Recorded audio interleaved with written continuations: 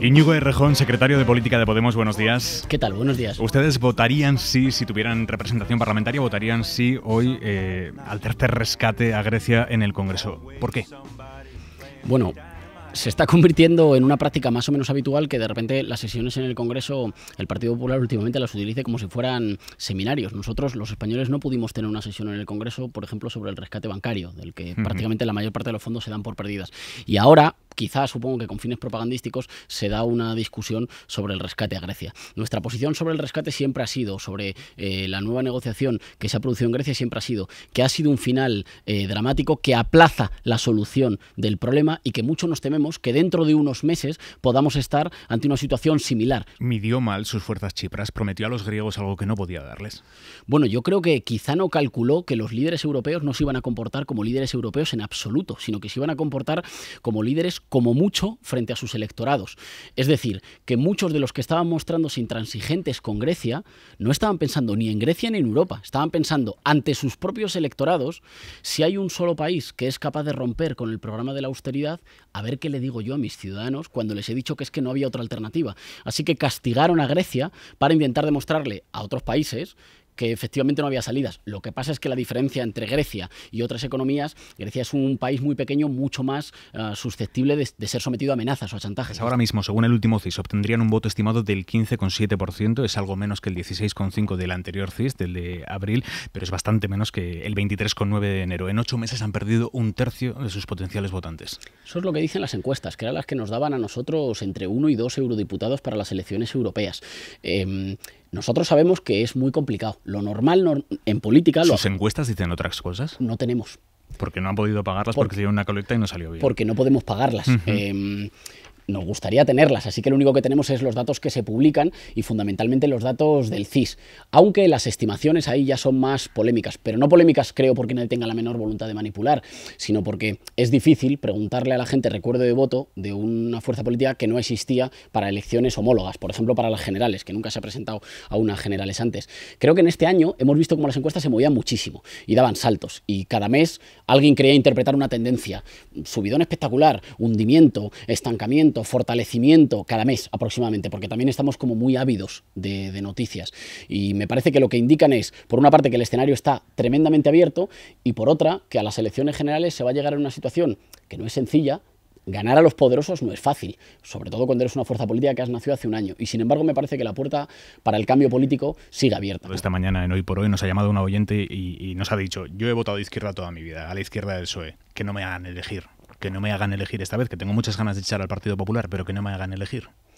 Bueno, yo lo respeto. Yo creo que tiene claro, tiene que ver, por ejemplo, viendo a quién dirige los ataques el Partido Popular, tiene que tener claramente cuál es el proyecto de país alternativo al del Partido Popular. Yo creo finalmente que vamos a llegar con una candidatura amplia y potente de cambio, muy nutrida en cada territorio donde haya dinámica propia por entendimientos con fuerzas o con espacios, porque en algunos sitios son fuerzas o qué sé yo, en Galicia son mareas. Si les votan los mismos que en las autonómicas, conseguirían un escaño por cada provincia que se lo restarían al Partido Popular en todas las provincias, salvo en Almería, que se lo restarían al Partido Socialista. Lo fundamental, me parece, es en los meses que queda, cuánto esfuerzo se puede hacer para que los españoles que vienen de confiar fundamentalmente en el Partido Socialista y el Partido Popular, que son las fuerzas políticas hasta ahora que han sido mayoritarias, aunque están en una clara erosión, puedan confiar en la posibilidad del cambio político. Yo creo, por ejemplo, que las victorias y que haya alcaldías en Madrid, en Cádiz, en Barcelona, en Zaragoza, en Compostela o en Coruña del cambio político son una muy buena carta de presentación, porque hasta ahora nosotros solo podíamos, digamos, proponer nuestras razones o nuestras iniciativas. Ahora hay millones de ciudadanos que están gobernados por alcaldías del cambio y que pueden ver pues, que no le quitan a la gente las casas, que no le obligan a la gente a hacer determinadas cosas, que digamos que toda la campaña del miedo se da de bruces contra la realidad material del día a día de los ayuntamientos. Me parece que nadie debería hacer elegir a los catalanes entre derecho a decidir y una política más justa para enfrentar los recortes. Y en ese sentido me parece que esa lista en la que está puesta Esquerra sí que obliga a elegir. Y digamos que antepone una cosa a la la otra, cuando en realidad son perfectamente compatibles. Usted se dibuja o dibuja a Podemos como una tercera vía, una vía intermedia entre quienes apuestan por la independencia, claramente, como puede ser Mas y sus socios, y quienes apuestan por el inmovilismo. Eso no es injusto, porque hay formaciones que sí están proponiendo otras alternativas. Claramente, y ahí se nos viene a la cabeza, por ejemplo, la CUP, con quien tenemos diferencias, pero también tenemos muchas similitudes, sobre todo en términos de ruptura democrática. Sí, nosotros lo que dijimos es que nos parecía que se estaban configurando 3 bloques. Eso no significa que todas las fuerzas estén en esos bloques, pero que estaba viviendo la política catalana una dinámica de bloques. No van casi listas de los partidos anteriores, sino que es más bien unas elecciones de bloques en las que claramente había un bloque conservador, un bloque hacia la independencia, que es heterogéneo, que es diverso, que tiene diferencias a su interior, y el único bloque que nos parecía que, anteponiendo los derechos de la gente a la salida más injusta y a la política de recortes que ha protagonizado el señor Mas, podía ganar las elecciones al señor Mas, era el que encabeza Lluís Rabel y Catalunya Sí que es Pot. ¿Y al PSC dónde lo incluyen? ¿En cuál de esos 3 bloques? No lo tengo muy claro, pero creo que no lo tienen muy claro ni los propios exvotantes del PSC. ¿Qué opina usted del derecho a decidir de los catalanes? ¿Los catalanes tienen que tener derecho a decidir ellos solos en una votación si siguen en España o si abandonan España? Sí. Nosotros creemos que España es un país plurinacional. Esto significa que conviven diferentes identificaciones nacionales en su interior y que en un país así el tipo de pegamento que mantiene a la gente junta solo puede ser la seducción.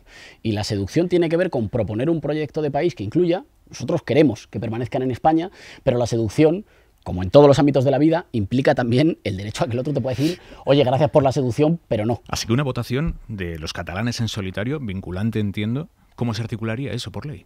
Como en Escocia. Nosotros en Escocia el gobierno aceptó esa votación. Pero digamos que no es muy difícil hacerlo por ley, lo que hace falta es voluntad política, y a nosotros no le tenemos ningún miedo a las urnas. Ya digo, lo está diciendo alguien que no, obviamente que no es independentista, y que decimos, no queremos que os vayáis, pero queremos que esa decisión la tengáis vosotros, y queremos también abrir la puerta a un juego de seducción. Queremos proponer un proyecto de país que incluya.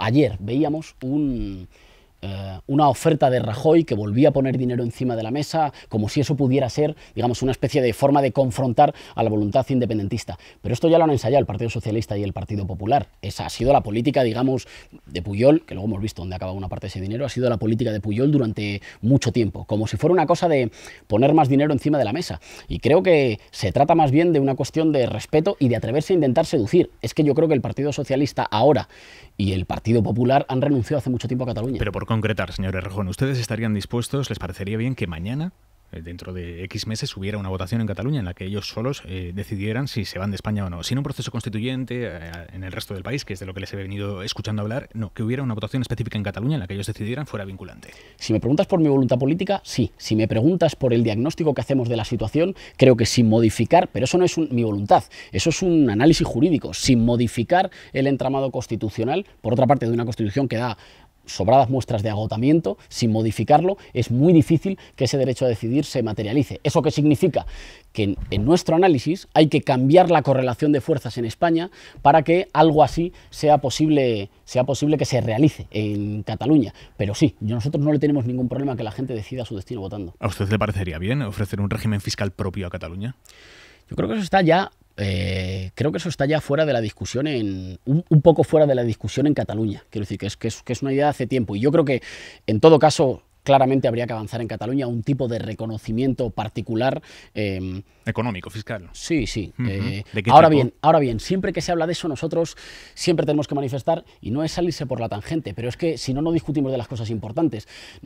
Sí es salirse por la tangente. No, Errejón, concréteme, ¿qué tipo de particularidad fiscal ofrecerían a Cataluña? Bueno, nosotros creemos que una buena parte digamos que habría que aplicar una cierta parte del principio de ordinalidad, que de lo que se recauda en Cataluña, una parte tendría que ser administrada en Cataluña. Ahora bien, decir eso sin decir la segunda pata es decir poco. ¿Y cuál es esa segunda pata? Esa segunda pata es lo fundamental del acuerdo fiscal que hay que hacer, y la fundamental insolidaridad que ha habido en nuestro país no ha sido entre territorios, ha sido entre una minoría de arriba y la gran mayoría de abajo que sí que paga impuestos. Los principales que no pagan impuestos en nuestro país son los más ricos, entre los que se encontraban, hemos visto también la familia Pujol, que se quejaba de las escasas transferencias, y esa es la solidaridad fiscal fundamental. Y no quiero separar una cosa de la otra, porque si no, cuando discutimos de una cosa, creo que hay unas élites en Barcelona y unas élites de Madrid que están muy a gusto discutiendo de eso. Creo que para las grandes cuestiones se está discutiendo ya en torno a la reforma de la Constitución, una reforma que en todo caso yo la calificaría de cosmética, que no habla apenas del Senado, no habla de la ley electoral, no habla de blindar los derechos sociales. Para esa reforma cosmética que algunos de los dos partidos... El Partido Socialista sí que habla de todo eso. No. De blindar los derechos sociales yo le he oído escasamente. De la ley electoral no le he oído. De la ley electoral no lo habrás oído. Bueno, a lo mejor no lo he encontrado yo bien, pero yo no le he oído. Para esa reforma constitucional cosmética es muy posible que se entiendan. Estoy convencido de que si les dieran las mayorías para ello, el Partido Socialista y el Partido Popular se volverían a entender para, al dictado de la señora Merkel, volver a aplicar la tijera. Ese me parece que es el pacto más peligroso para la democracia en España. Y para evitarlo, ustedes gobernarían con el Partido Socialista. Bueno, ustedes no entrarían en el gobierno, eso lo han repetido mil y una veces, pero favorecerían un gobierno del Partido Socialista. Para intentarlo nosotros trataríamos de conformar gobierno y creemos que eso es lo fundamental, porque es que quien piense que el problema en España ha sido un problema de que no haya habido alternancia entre los dos partidos tradicionales, pues yo no sé dónde ha estado los últimos años. No sé dónde ha estado cuando la mayor parte de los ciudadanos ha dicho, miren ustedes, es que si el gobierno se turna entre dos partidos que tienen inmensas deudas con los bancos, pudiera ser que la política se haga siempre al servicio de los banqueros. Y entonces, ahora que vuelve la campaña electoral, hay quien nos vuelve a decir, bueno, pero entonces resulta que puede haber cambio de uno de los partidos tradicionales con el otro. Es que no se trata de eso, es que se trata de que los partidos tradicionales se hagan a un lado. ¿No han renunciado a los ideales del origen de una formación en la que todo se decidía por la gente en círculos en favor de un pragmatismo? No, nosotros ya en Vista Alegre dijimos, queremos que las decisiones sean lo más participadas posibles. Ahora, quien crea que vamos a ser un parque temático muy simpático, pero que no puede disputar el poder político en España, se ha confundido con nosotros. Hemos nacido para ganar. Es posible que haya gente que incluso recompensara más el ser una formación política, digamos, muy simpática, precisamente simpática porque no se postula para ganar. Así que es más simpática, recibe artículos más elogiosos. Mira estos chicos, qué buenos chicos son, que van a estar ahí. Se conforman con un 5, con un 10% y qué simpáticos son. No hemos nacido para eso, porque para eso nos habríamos quedado en nuestras casas y en nuestros trabajos. Nosotros irrumpimos en la política electoral porque decíamos que había condiciones para una mayoría popular nueva. Hemos dado pasos para eso este año. Ahora bien, hay tareas para las siguientes fases, después, que tiene más que ver con ese movimiento popular del que hablaba, más con volver a construir, digamos, una fuerza muy irrigada, muy presente en el territorio y que haga algunas cosas más lentas. Hemos corrido mucho en este año. Creo que es lo que tocaba. ¿Qué cosas más lentas?